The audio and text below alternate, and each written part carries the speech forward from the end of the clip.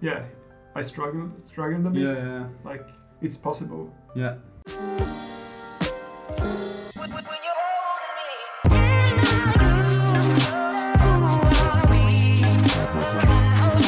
Hi, what's good everyone, and welcome back to yet another video, or not yet, this is actually the first ever video of this little sit down thing that I've talked about in the last couple of videos. And my first guest of this podcast-ish thing, I'm gonna call it Pro Talks, by the way, just because there's a couple of pros talking about weird stuff, I guess. And my first guest is Alex Alanko. Hello. Alex and I have ridden, when did we start riding bikes together? Like, I think around 2008. Yeah, something like that. I met Alex for the first time at a biking camp. It was called in Capital Bike Park Ride Camp or something like that. Right? Yeah, Ride Camp. Yeah. And back then we were just so small and like lost and confused, but we loved riding bikes. And now, like 12 years later, we're still riding bikes together, which is quite cool, to be honest. Like I never really thought about it until we talked about having this episode. Anyways, thanks for coming.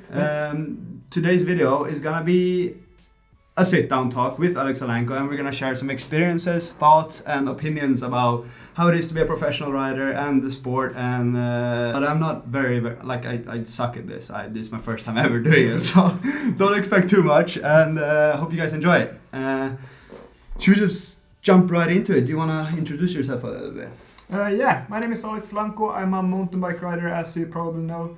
And I'm 23 years old, living in Stockholm, and have been riding for 12 years now. Did you start riding the year we met?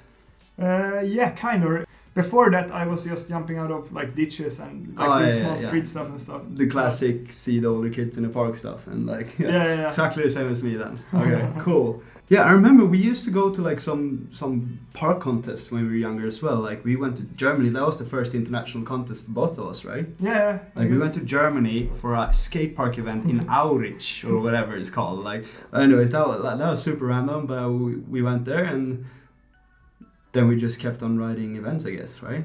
Yeah. You've been going international for a lot of years as well, right? Yeah. I think I started 2012 and like traveling to the FNB World Tour events and just.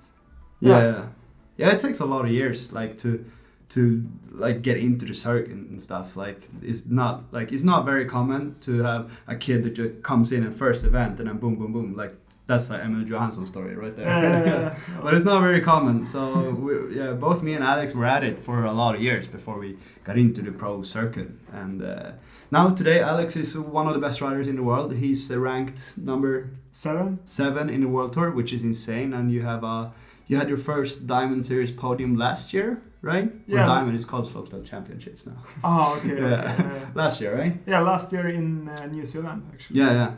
That's cool. That's awesome. I hate that event, but happy that you had a good year there. But yeah, we're actually going to New Zealand in 2 weeks, right? Yeah. How are you feeling about that? Yeah, it's gonna be fun. Like I'm really looking forward to riding the contest again now when I'm more used to bigger jumps.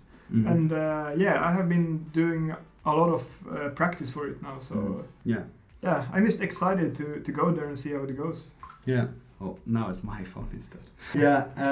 You look really on point, because obviously me and Alex ride at Dome and stuff, so we're both in the same seat, I'd say. Like we're preparing for this scary event. It's the first event of the year, coming back to those huge jumps from riding an airbag all winter long.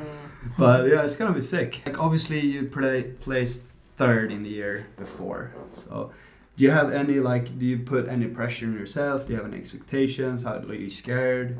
Like how do you go into an event like this? Like the first really big all eyes on you thing. How do you handle all of that? I don't know. I think I just try to think of it as having fun there. Like I try to prepare myself as good as I can and then just go there and do my thing basically. Mm-hmm. But I think the pressure from last year became coming on the podium. I don't really feel it because I think I got a bit lucky last year. Like a lot of people crashing and I landed my run, and I know that I can do a better run than I did last year. Like a lot better run. So I'm just like, okay, I just need to go there and do my best basically. And I feel kind of calm, to be honest, but still, like, of course you're always nervous when you do contests, but So how is that, like, I know exactly what you're talking about, and I know for a fact that I'm always convincing myself that I'm gonna be like chill and stuff like that. But then always when I show up, it's always different, you know. When you come to an event and you're always starting to like all these things and like pressure and stuff. I don't know, like you're usually pretty good with pressure, I think, right? Yeah, kinda. Yeah. I really try to focus on the right things when I'm there. Like if I'm coming to a super big jump, I'm just like, oh, it's big, but it could be bigger, or like I try to imagine it way bigger than it is. So when I get there, I'm like, oh, this was kind of smaller than I expected, but still it's super big. But it kind of works in a funny way. I don't know. Is that the thing you're most scared about when at an event, like the course and the big jumps? Yeah, kind of. Or like, you know, when you can do all your tricks on like an airberg and stuff. That's the thing. When you come to a big course, like all the dimensions are different, and like doing all the tricks on the course, it takes time. And I think I'm the most afraid of not being able to do my run I have planned somehow, and I need to like adjust at the place there. And that's the worst thing. Yeah, I totally get, like, cause I'm pretty much the same. Like I've pulled out from runs that I could go on, but if they're not, as you said, like I'm just afraid of not doing whatever I'm planning. So if I'm gonna do a triple combo on the first feature and I do a double combo there, I'm not gonna do my run because I came there for a reason. But it's kind of stupid for me because I lose, like that's how I lost points last year in the World Tour ranking, because I was so stubborn. I wanted to do my stuff. You're pretty new to the actual like sponsorship thing and like having contracts and stuff, right? Yeah, super new. You don't really feel the pressure from there yet. Probably not. No. Is that something you think is gonna affect you this year now when you have some like more contracts and stuff?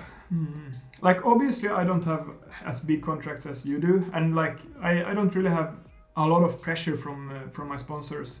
But yeah, I think I'm good with the pressure thing. Like if people expect me to do good, I think I'm doing better, because like then I start to expect myself to be doing better. I think it's a good circuit for me to have, and I feel like I should have more of that pressure, like to be honest, and then I can still like fuck up and do a bad year.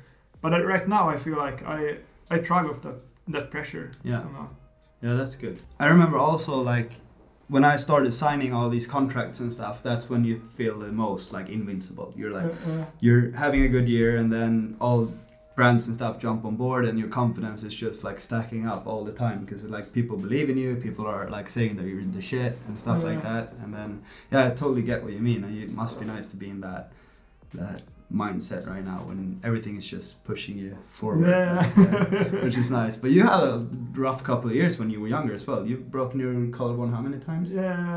3 times actually, this one, or 3 places, and then like the ligaments are stretched. And I broke my thumb once. In China, right? In China as well. You jumped into the backside of a landing. Yeah, I did. Yeah, so you obviously know all the things about getting injured and coming back and stuff.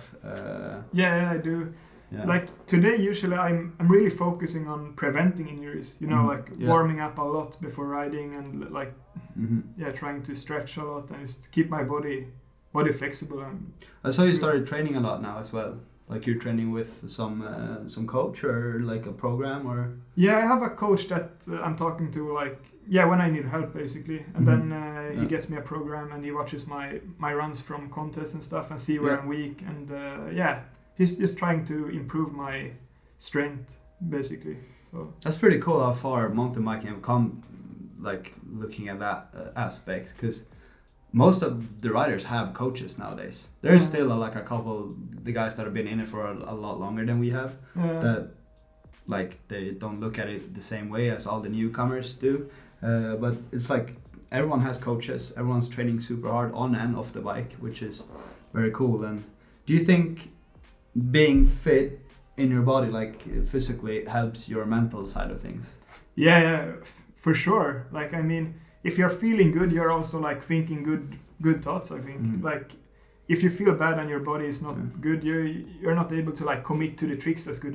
That's what I feel like. And like you can't take the crashes like totally. And also like that's like scientifically proven that if you're fit, your mind is gonna work way better. So I feel that for sure.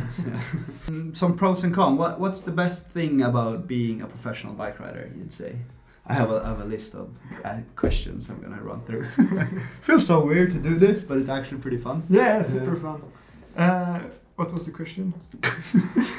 Obviously, you're having fun every day, like riding your bike, but also like to be able to push yourself and have a place to like turn against when like all that motivation you have, you can just put it into your actual work. Yeah, exactly. Like you can express yourself on your bike. Like I really like to push myself everywhere, like in every aspect of life. And then on a bike, it's so easy to like work on a new trick and land it and do contests and stuff, because I think it's the best way to improve yourself in a way. Yeah, that's awesome. That's so funny that like even like it's probably gonna like I'm probably gonna get the source kind of the same answers for every single bike rider I take in here, because everyone has the same sort of mindset to things, and it's pretty cool. Like, so what would be the worst thing about being a bike rider then? All pros have cons. Yeah, obviously like the injuries, they're not fun. Like we're doing an extreme sport, and things happens. Like but also like it sucks when it happens, but I think the injuries also gives something positive. Like it's obviously like the pressure from contests. Like if you don't feel like riding a contest and you need to do it anyway, like that's not fun. No. But otherwise, what do you think? Do you have any? I went into this on the last sit down. I weighed out some pros and cons and just trying to find, like, it's as you say, it's hard to find like cons, but there is obviously like, I don't think it is an obsession, obviously, the bike riding, and I think it can take over a bit too much sometimes, in my opinion. Like you can never really like just switch off and not be a bike rider, which is, so we constantly just live in it, but we love it, but at the same time I have to put on a video game to not think about riding bikes. Yeah, true. And that can be a lot sometimes. And I said this in the last video as well. Like we don't need to go to work, but we never get to leave work either, which is that would be the biggest con in my opinion. Yeah, that's so true. Yeah, for sure. Always think of biking. Yeah, and injuries, obviously, as you mentioned, is like that's probably one of the bigger cons as well. Yeah. But as you said, like I wouldn't have this channel if it wasn't for the injuries. Like I wouldn't have picked up a camera and learned about that when I needed to spend half year off the bike. And if you were not riding bikes, what would you do then? Oh, I have been thinking of this one like for myself. But yeah, me too, a lot. It's hard. It's so hard. Stuff for. Well, if you would put it like this, what would your occupation, like job occupation, what would you want to do? Like where would you want to angle your career, kind of thing? That's what I was thinking. Oh, okay. Oh, that's a hard one as well. One thing I do know is that I would rather like enjoy my day and live in a small house or than live in a big house and do something I hate every day. You know. That's good. That's wise. Yeah, I think that's one thing I do know. Yeah. I think that's also like very, like, because your thing is you're doing what you actually love. Yeah. And if you never really found that, it's probably gonna be like you wouldn't have this sort of thinking of like, you see what I mean? Yeah, like you would probably not find that sort of mindset from not being able now to do whatever you love. But yeah, it's hard. Yeah. I think like if I wouldn't start to ride bikes, I would like take the normal route and just go to school, work on a job I maybe hate, or like and get that pressure from my like family and like you need to study here. But now when biking is so fun, you just know that you need to do it more, and like if you can make a career out of it, it's sick. Yeah. But like I still have the pressure like from the family, like, oh, you should go study sometimes. Do you feel that one? Or maybe not now, but not now, but definitely like, because told my mom like I'm gonna become a professional rider, and she's like, she kind of knew what the deal was, because like I've been doing it for quite a lot of years, and then she saw that it could actually be a job, because Anton and Martin was already like, so I was like, I'm gonna be that like them, and I'm gonna do this, and I'm gonna do that. And she gave me pretty much, she's like, but if you're not in school, you have to work. So then I worked. And got my own money for traveling and competing and stuff. And then you were probably riding with me a lot back then. And I went to Barcelona for a month, and I'm like, after this month, I'm gonna be on my way to being a professional rider. Yeah. And everything went to plan. So I don't know what I would do. if I wouldn't been a bike rider. I love cameras nowadays, but I don't know if I would have found that if I wouldn't be a bike rider. Yeah, that's the thing. So this is a topic that is quite interesting in my opinion to hear what other people say. Do you have like goals come and goes all the time? Like you have goals, you set them up, and then if you achieve them, you're obviously having new goals all the time. Like if you're a driven person, I would say. But do you have any goals at the moment that you're aiming for within the next year, and what's your goal for the whole career? What's your like career goal within 1 year? This year. Like since I ended up 7th, I want to improve that for this season. Like that's the goal in like competition wise. And this one is not that clear, but I want to become a like better rider overall. So I want to get better at all the disciplines and just that's the thing. And also a funny new goal is I want to do 100 YouTube videos this year. That's cool. Yeah, that's awesome. so fun. Yeah. So fun. That's good. That's a good goal. Yeah. And career, what if you would leave a legacy? That would say that's a big word. I'm using my big words today because we're doing a podcast. But what would that be? Like, what's the goal when people hear the name Alex Alanko in 10 years? What do you want it to be like? What? I want to see that they look at me and like, oh, he went on so long for like reaching his goals, and then he did it. So like, I want them to be able to look at me and like, okay, he really pushed himself, and it took a while, but he ended up where he wanted to. Like, I want to be inspiration for the future kids that want to ride or do whatever. They should be able to look at me and like, okay, he did it, I want to do it as well, even though like I struggled a bit. Like, it's possible. Yeah, that's a cool thing. I want to be one of the best bike riders in the world. I don't want to be the best slopestyle rider in the world. Like, that doesn't really mean as much as people would think that he was one of the best bike riders in the world. He could like, the control of the bike was like insane, blah blah blah. And also, as you said, like, I want to leave an impact as well. Not impact is a big word for me, but I want to do something like I want to inspire younger kids. That's why I have this channel as well, or not younger kids or older people. Actually, my biggest the biggest amount of viewers are between 18 and 30. Like, they're watching my videos. Cool. So that's pretty fun fact for you guys. But anyways, I just want to inspire people to do their very best, have fun. That's my main goal for this year. I just want to have fun and enjoy every single bit of riding bikes and being at contest and all of that, because I used to do that a lot, but then with all the injuries and stuff, as you said, if you have setbacks and you fight your way back and it takes longer than you expected. Because I wanted to, like 2017, I was gonna win the world tour. There was nothing else in my opinion, because I started as number 1 because I was second in the year before, and then some point switch, blah blah blah, and then I just boom, right off. And then after that, it's been just a total nightmare when it comes to contests. But I'm on my way back, and as you said, like, I don't have a problem with getting setbacks, and it takes like 3 or 4 more years to achieve whatever I want, but I don't have my biggest goal is not to win the world tour anymore, but just like keep on grinding and do whatever you love, and then you'll achieve what you want. Sounds super good.